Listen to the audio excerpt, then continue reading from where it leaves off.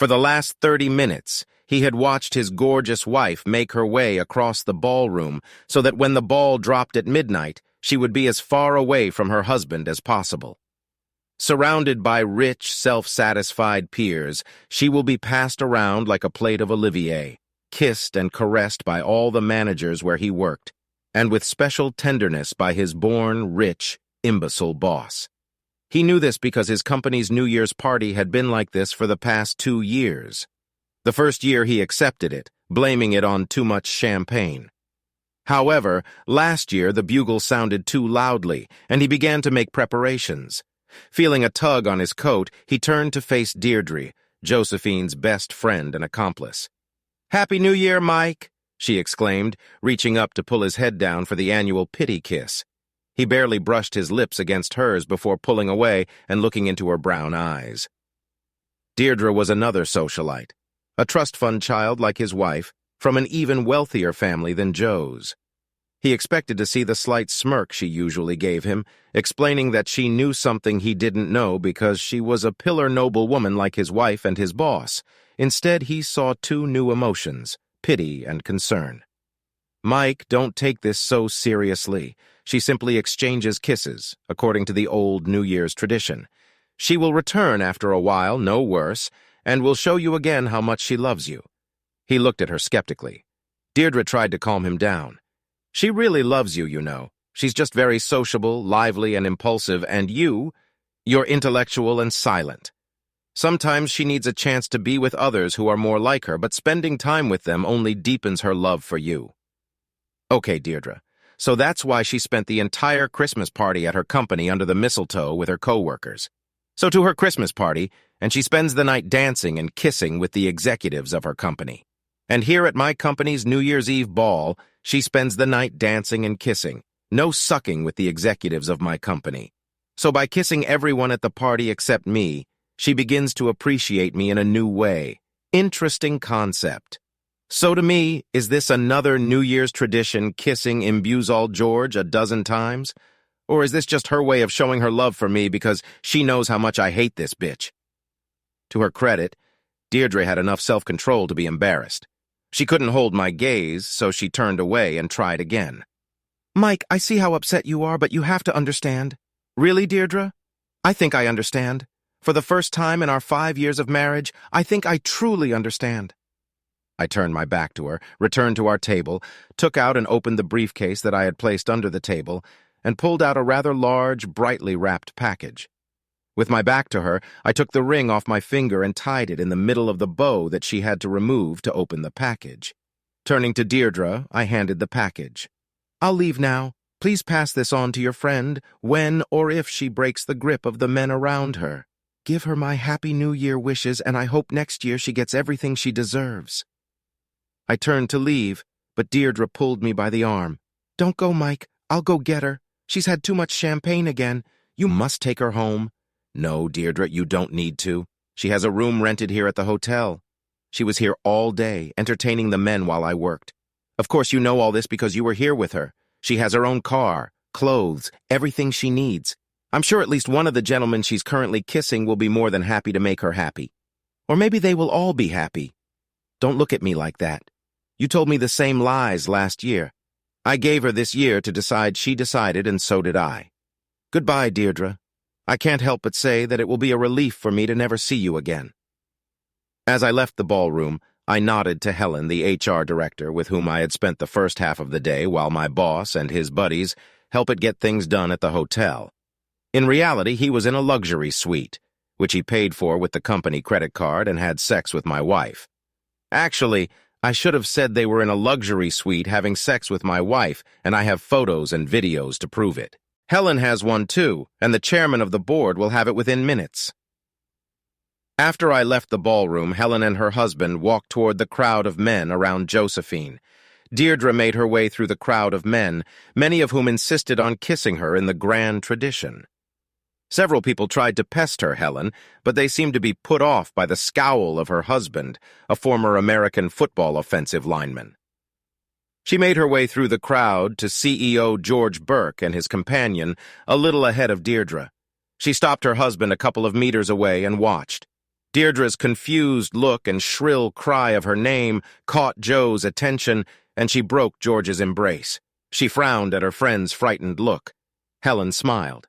Deirdre handed over the luxuriously wrapped gift and said something to Joe, who took the package, leaned closer, and seemed to ask Deirdre to repeat herself.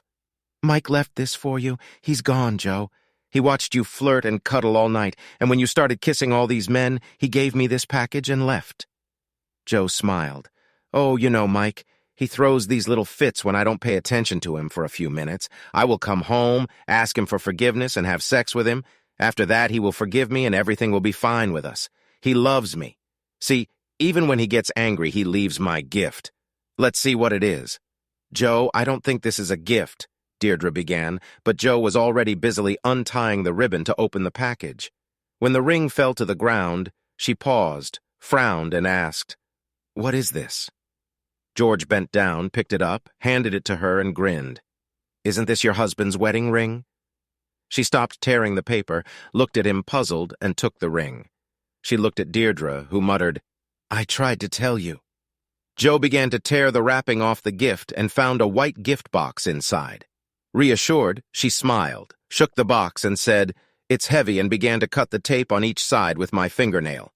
When the tape on the third side broke, the contents of the box fell out and scattered on the floor.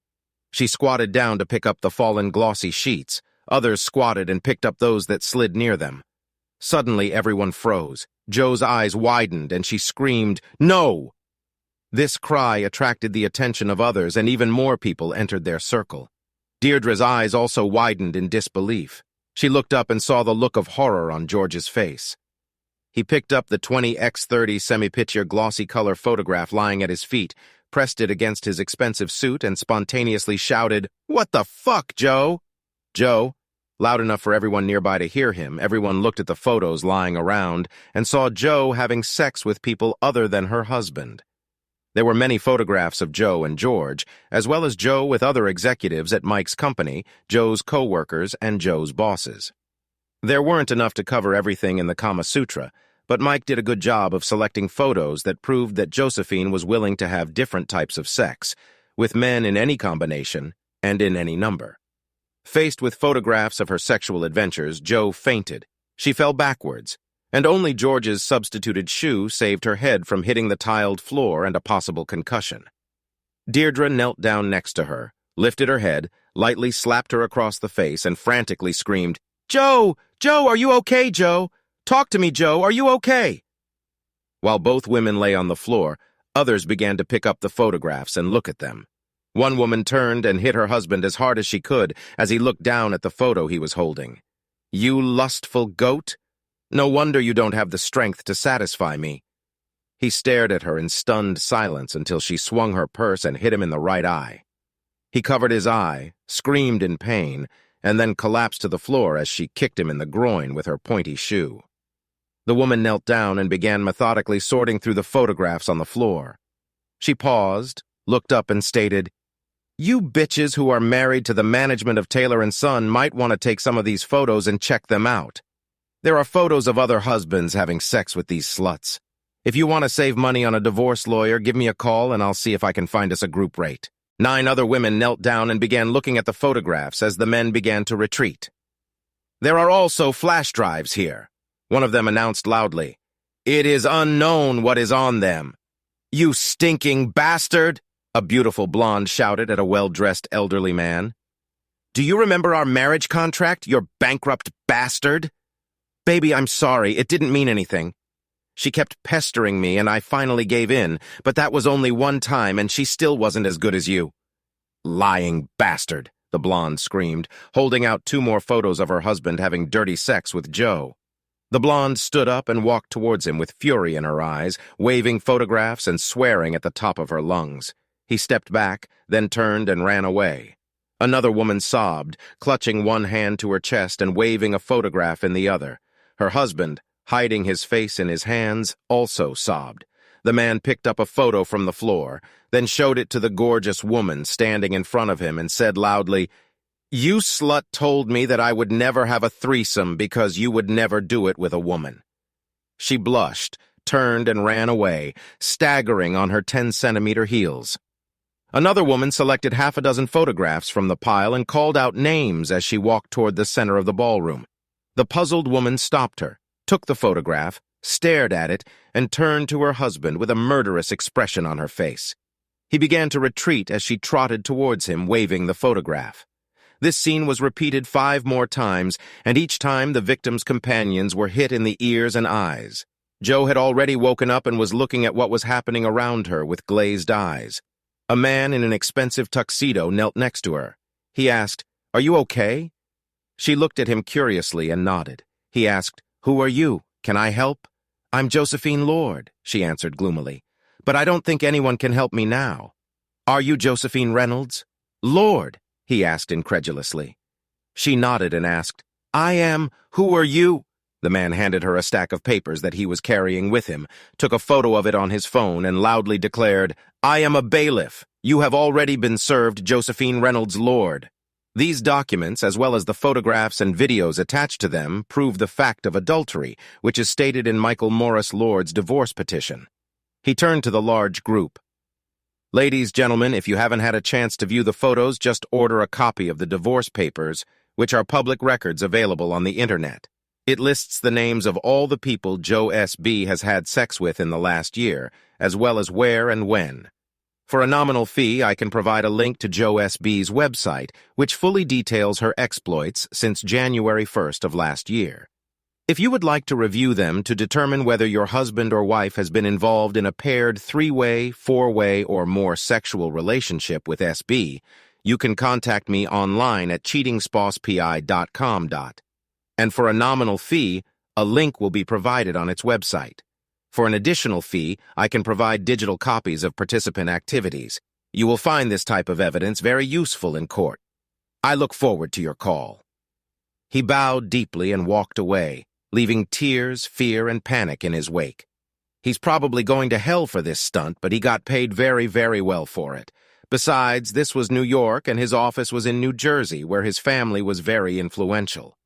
Joe still had the divorce papers in her lap, leaning back in her friend's arms. Her mouth opened in disbelief.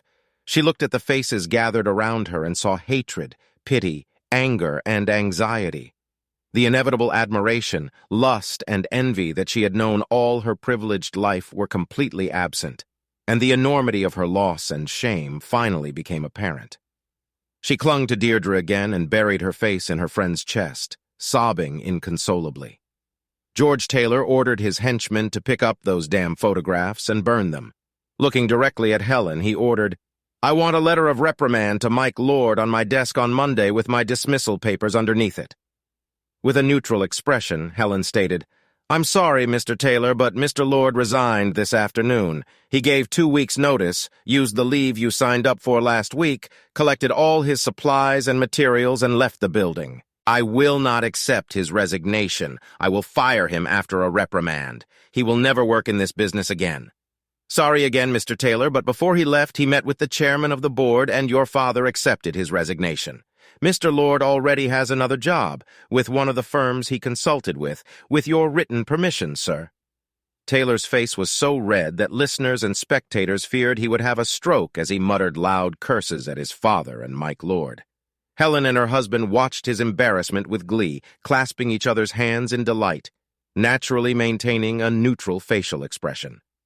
Mike Lord was driving from New York in a new 4-wheel drive, Chevrolet High Country Suburban, with a 6.2L turbo diesel engine ordered over standard. He specially ordered an SUV in the fall as soon as new models became available, and it was delivered to him yesterday. The navigator reported that the route he had chosen would take 24 hours and 32 minutes to get to his new home in Austin, Texas.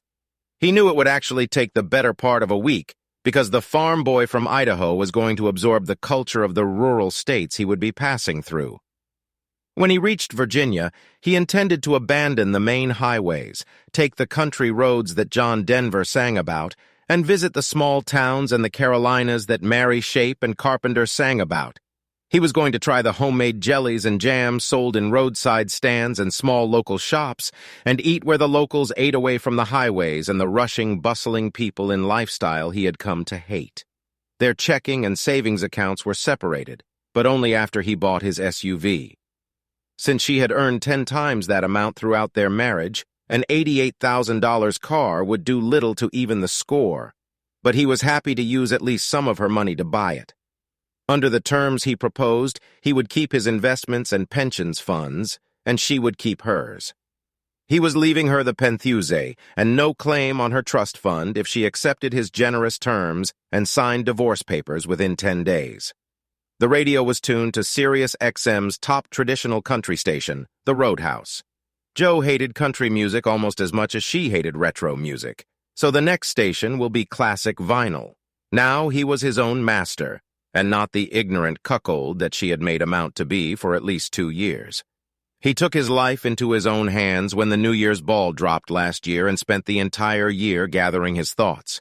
Perhaps Taylor and Son would survive his departure, but he seriously doubted it. Working under George's inept leadership, and deprived of the many design improvements and patents that Mikey had brought to the company over the past 5 years, he expected it to collapse within a year or two. He smiled at the thought, knowing that his work had accounted for more than half of the previous year's new sales and profits, and that he had the best developments and design improvements ready to go as soon as his new company could get up and running. Oh, his old boss, George's current chairman and dad, Randolph Taylor, will likely sell the business before it collapses, but George will be exposed as the inept charlatan he is before that happens. The thought of this made him smile. Tonight he exposed George and his own horror wife as immoral and unprincipled scum of society. Over the next year, he will expose George's ineptitude as a businessman when his new company squashes his old one like a bug that has just been smeared on the windshield. Thinking about it made him smile. He wouldn't mind being a bug on the wall, a bystander when Josephine's parents find out about his antics at the ball. Helen had already called him to tell him how wonderful everything had turned out. Having her scatter photos all over the ballroom was beyond his wildest dreams, even though he had deliberately designed the box so that it would fall apart when the film was cut on 3 sides. Her parents looked down on him from the beginning and were dismayed when their precious, perfect daughter decided to marry him.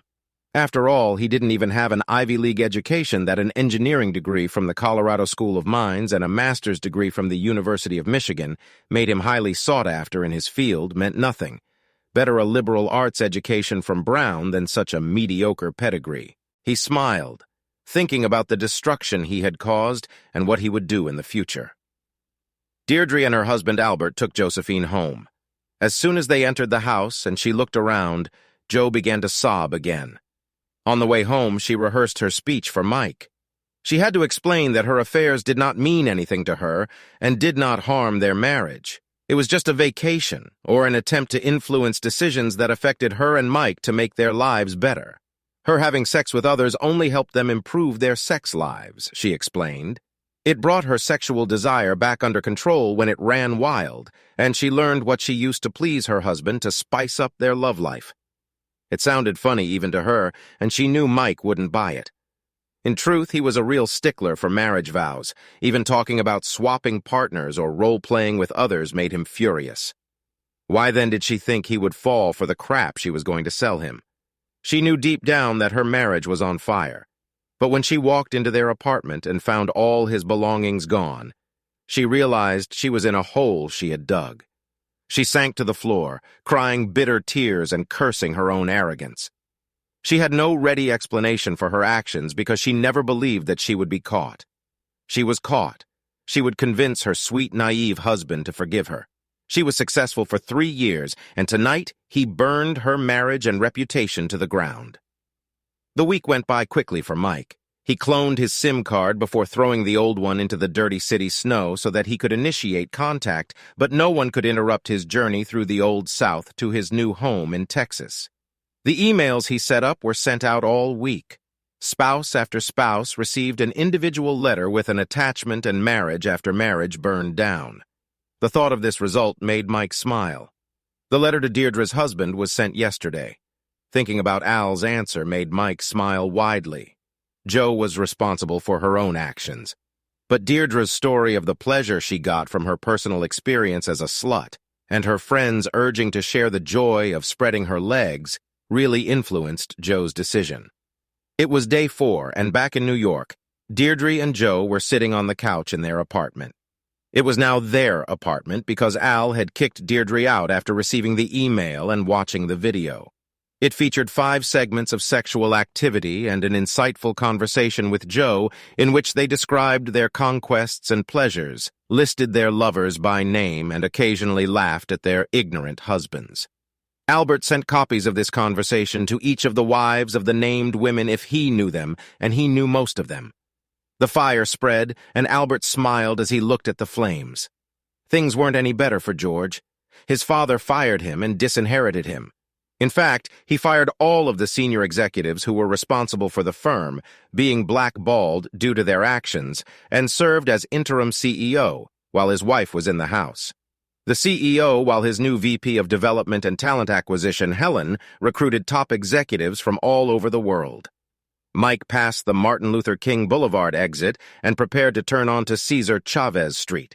As he drove past the Austin Convention Center, he saw Lady Bird Lake on his left, crossed Congress Avenue, and arrived at the exclusive high-rise apartment his new company was providing at 70 Rainey. The apartment's rent was paid for 6 months, which gave him time to find the house with trees and lawn that he so dreamed of. Once he is settled, he will buy a dog and begin looking for a new companion who will be reliable and who will enjoy making a home for him and their children. His new partners have already planned a barbecue where they will introduce him as recently divorced and promise that there will be plenty of eligible women there. While in New York City, the fire continued to burn as exposed spouses threw others under the bus, and hurt spouses shared what they knew about other hurt spouses. Helen kept Mike up to date. He contemplated the ever-growing flames of the great New York fire he had lit and smiled. For more he heard, the more glad he was that he went to Texas. Subscribe to our channel so that your second chaff doesn't cheat on you, and go ahead and listen to the next story, because this story is nothing compared to the next one.